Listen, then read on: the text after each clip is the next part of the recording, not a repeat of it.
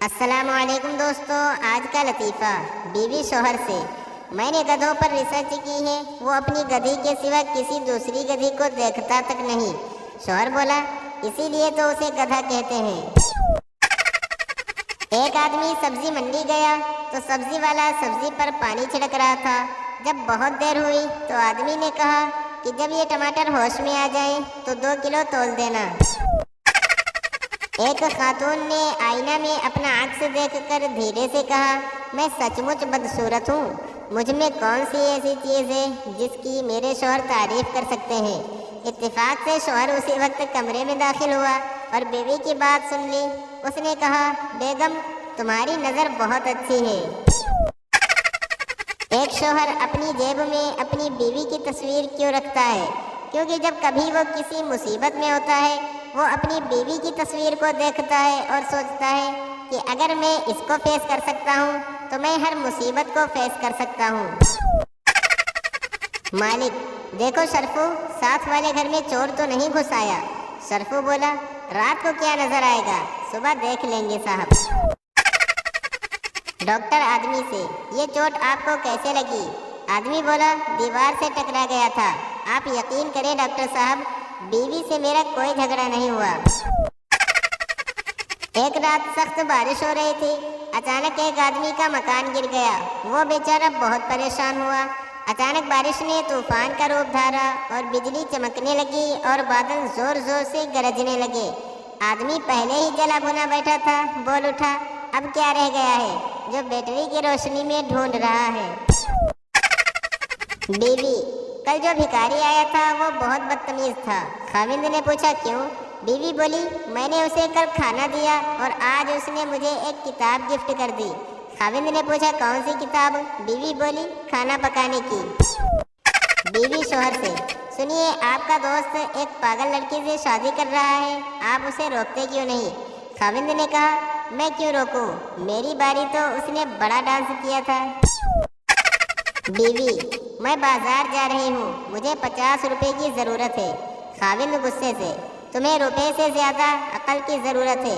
बीवी बोली, आपसे वही चीज़ मांगी है जो आपके पास मौजूद है।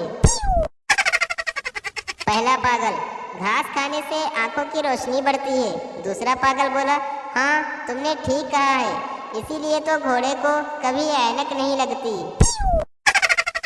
मरीज डॉक्टर से, मुझे अजीब सी बीमारी हो गई है। जब मेरी बीवी बोलती है तो मुझे कुछ सुनाई नहीं देता। डॉक्टर ने कहा, ये बीमारी नहीं, अल्लाह की खास रहमत है तुम पर। जब घी सीधी उंगली से ना निकले तो घी के डब्बे को गर्म कर लें। हर चीज में उंगली डालना जरूरी नहीं होता। जज, तुम तीसरी बार अदालत में आए हो, तुम्हें शर्म नहीं आती? आदमी बोला, आप तो हर रोज आते हैं, आपको तो डूब मरना चाहिए। मालिक नौकर से, तुम जहाँ भी जाते हो 2 घंटे लगा देते हो। नौकर ने कहा, आपने ही तो कहा है कि बिजली की तरह काम किया करो। शिकारी आदमी से, तुमने किसी हिरन को यहाँ से गुजरते देखा है? आदमी ने कहा, जी हाँ। शिकारी ने पूछा, कब देखा है? आदमी बोला, जी कल सुबह। आदमी किसान से, ये किस चीज़ का खेत है? किसान बोला, ये कपास का खेत है, इससे कपड़े बनते हैं। आदमी ने कहा, इसमें से सलवार का पौधा कौन सा है? डॉक्टर आदमी से, हाँ जनाब, आपको क्या तकलीफ है? आदमी बोला, जनाब मैं मरीज नहीं, आपका दोस्त हूँ। डॉक्टर बोला, वो तो ठीक है, पहले कारोबार फिर दोस्ती। मरीज, जनाब मेरे जिस्म के एक हिस्से पर आज तक पसीना नहीं आया, आप उसका इलाज करें। डॉक्टर ने कहा, किस हिस्से पर? मरीज बोला, जनाब दांतों पर। बीवी शौहर से, जानू बताओ तुम मुझे कितना प्यार करते हो? खाविंद बोला, बहुत ज़्यादा। बीवी ने पूछा, फिर भी कितना? खाविंद ने कहा, इतना कि दिल चाह रहा है कि तुम्हारे जैसी एक और ले आऊं।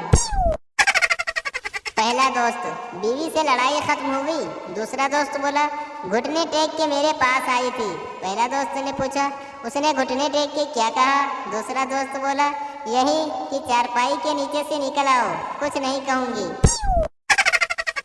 एक आदमी हज्जाम की दुकान पर गया और कहने लगा, کیا آپ نے کبھی کسی گدھے کی حجامت بھی کی ہے؟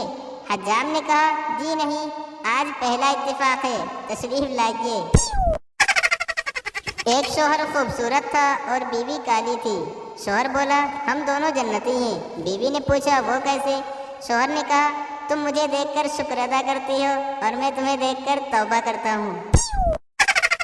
بیوی شوہر سے سنو جی، آپ کو مجھ میں سب سے زیادہ کیا اچھا لگتا ہے، میری بیوٹی یا میری عقل مندی؟ خاوند نے کہا مجھے تو یہ تیری مذاق کرنے کی عادت سب سے اچھی لگتی ہے۔ شوہر بیوی سے آج کسی ہوٹل میں چائے پینے جاتے ہیں۔ بیوی نے پوچھا کیا بات ہو گئی؟ شوہر نے کہا بات تو کچھ بھی نہیں ہے، میں کپ دھو دھو کے تنگ آ گیا ہوں۔